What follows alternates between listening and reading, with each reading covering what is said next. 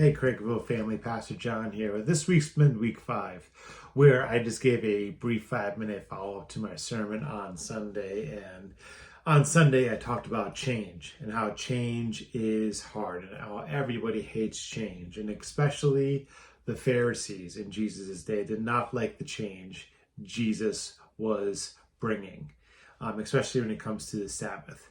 That Jesus wasn't coming to abolish the Sabbath, and Jesus did not come to abolish the law, but he was challenging the Pharisees' traditions and ideas that they made up about what was it like to follow the Sabbath and follow the law. And Jesus came and he was changing and challenging those traditions. And I bent over backwards to say that everyone hates change. I hate change. You hate change. And people especially do not like change when it comes to things like church. People like how they do church. People love the traditions they have at the particular church, no matter what church they go to. And if you're the kind of person who thinks, well, I don't have any traditions, I don't have anything that I'm really glued to or have a strong emotional connection to when it comes to church, yes, you do. You just don't know it yet. You don't know it yet until you come in on a Sunday and there's a saxophone player in the worship band. And you start to have a panic attack. Like, why is there a saxophone player? I'm not used to having a saxophone player in the worship band. That is just an example. I don't know of any saxophone players. There's been no saxophone players playing with Mark and Dawn and the gang on Sunday. Unless anyone knows any saxophone players that want to start coming to church and playing in the band. Anyways, but the main point is that the Christian mission and message and doctrine do not change. That Jesus is the same yesterday, today, and forever.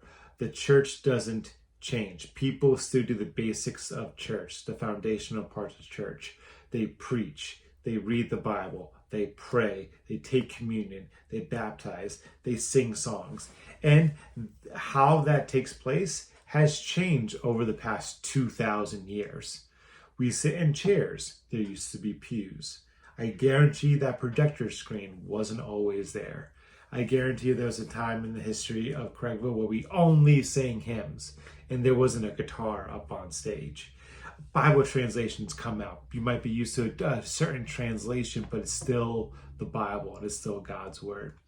For us to be able to keep growing as a church, for us to be a light in the dark place, we're going to have to make changes to help people come to know and grow in Jesus. And what are some of those changes? I don't know yet.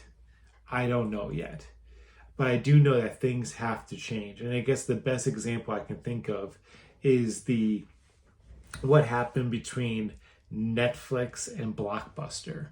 And if you forgot or don't know what those are two video renting streaming companies. Blockbuster Video used to be a video store. You used to go inside of the store, pick out a movie you would want to watch, pay for it to rent, bring it home, watch it, and then you would bring it back to the store. Netflix, what you would do is you would order it, the video or the movie online. They used to deliver it to your house through the mail, and then you would mail it back. And they want to get it to the point where you didn't even have to do that. You can just click a button on your computer. Or as nowadays, you just find it on your TV and click and watch. And Netflix went to Blockbuster and said, hey, we're really hurting as a business right now. Do you want to buy us out? Do you want to buy Netflix? And Blockbuster said, no, thank you. People like coming into the store to pick out their movie.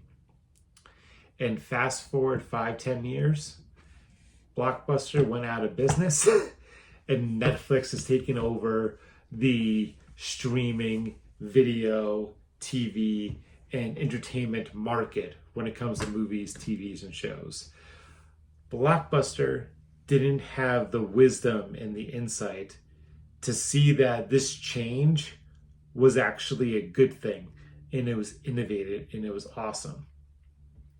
People still watch movies. People still picked out movies, but now they do it a different way.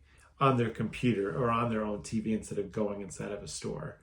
And what I want us to be as a church is to look ahead and be wise and not just hold on to tradition just because, oh, this is what we've always done, but challenge those traditions and do things that actually help people grow in the grace and knowledge of Jesus. That if we can do something new or stop doing something to help people come to know and grow in their faith in Jesus, so other people who don't know Jesus could come to know and love the gospel. And if we could do something or not do something to help that happen, like, why wouldn't we do that?